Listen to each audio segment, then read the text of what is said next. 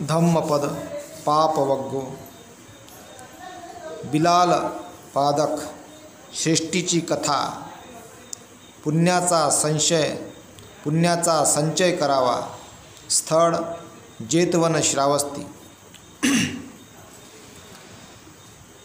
मावमयेत पुण्यंस नंमन्तं आगमिष्यति उदविन्दु निपातेन उदकुम्भोति पुरति धीरो पुण्यंस ओथोकथोकं पियाचिनं. याचा अर्थ असा आहे, मला हे लाभणार नाही असे म्हणून पुण्याला थोपू नका. मला हे लाभणार नाही असे म्हणून पुण्याला थोपू नका.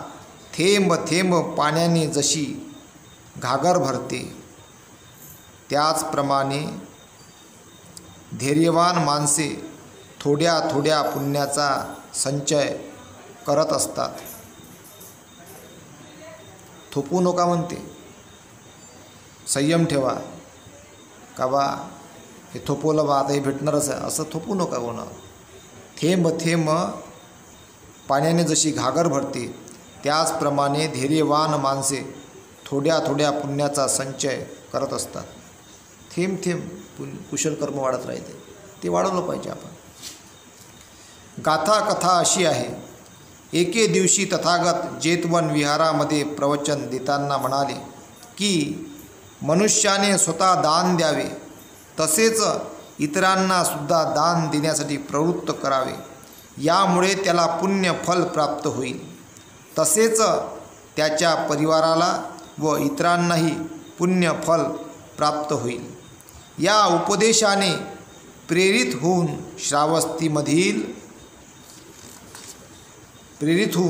श्रावस्तीमधील एका उपासकाने भगवंतांना व भिक्षू संघाला भोजनास आमंत्रण केले आणि नगरातील लोकांकडे जाऊन विनंती करू लागले की मी उद्या भगवंतांना व त्यांच्या संघाला भोजनाचे आमंत्रण दिले आहे, त्यासाठी तुम्ही सुद्धा स्वेच्छेने दान करावे. हे ऐकून नगरवासी उपासकांनी त्याला गहू, तांदूळ, डाळ व इतर वस्तूंचे दान देऊन मदत केली. बिलाल पादक नावाच्या श्रीमंताच्या घरी दान मागण्यास तो गेला असता त्याला त्या उपासकांचे कृत्य आवडले नाही, म्हणून बिलाल पादकाने त्याला चिमूटभर तांदूळ, डाळ व तूप इत्यादी वस्तू दिल्या. बिलाल पादकाचे दान त्या उपासकाने इतर धान्यात न मिसळता वेगळे ठेवले, ते त्याला आवडले नाही. एवढ्या मोठ्या श्रीमंताचे थोडेसेच चिमूटभर धान्य दिले म्हणून उद्या सर्व लोकांसमोर माझा अपमान करण्याचा विचार तर त्याच्या मनात नाही ना. अशी शंका निर्माण झाल्याने त्याने नोकराला त्याच्या मागे पाठविले. घरी गेल्यावर उपासकाने ते सर्व धान्य एकत्र केल्याचे पाहून नोकराने बिलाल पादकाला ती घटना सांगितली, परंतु त्याने त्याचे समाधान झाले नाही. बिलाल पादकाचा संशय कायम असल्याने दुसऱ्या दिवशी एक सुरी सोबत घेऊन भोजनदानाच्या ठिकाणी तो पोचला आणि मनात ठरवले की उपासकाने जर माझे नाव घेऊन दोष दिला तर तेथेच त्याला ठार करीन. भगवंत आणि संघाला भोजनदान देताना उपासक म्हणाला की म्हणते, ज्या ज्या नगरवासियांनी आपल्या सामर्थ्यानुसार थोडे थोडे दान दिले त्या सर्वांना हे महाफळ प्राप्त हो. उपासकांचे हे कथन ऐकून बिलाल पादकाला फार आनंद झाला.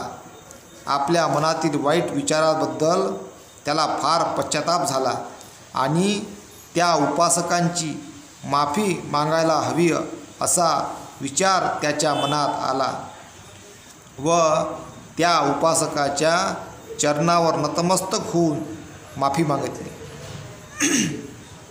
ही गोष्ट तथागतांच्या लक्षात आल्यावर ते बिलाल पादकास म्हणाले, पुण्य थोडेसेच म्हणून त्याची अवहेलना करू नका.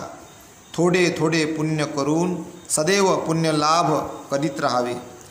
हे स्पष्ट करताना भगवंतांनी वरील गाथा म्हटली होती.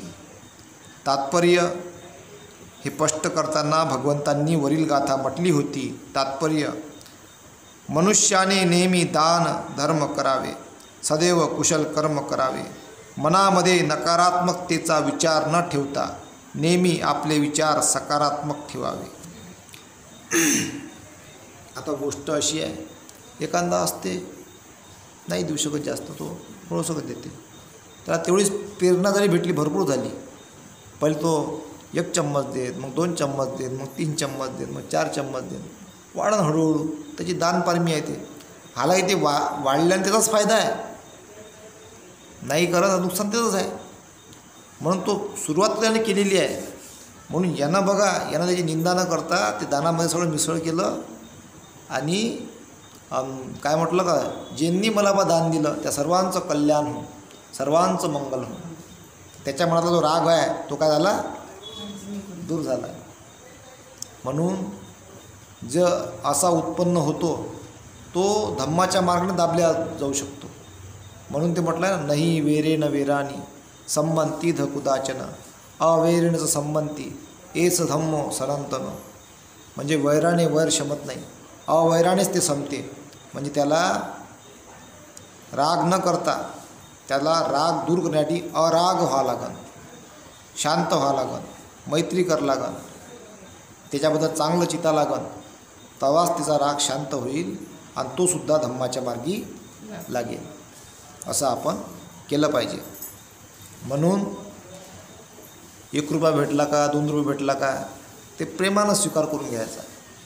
झालं बा, सोडून द्यायचं, काही त्याचं हे नाही करायचं. जे भेटलं त्याच्यामध्ये आनंद मानायचा. इथेच थांबतो. साधू साधू साधू.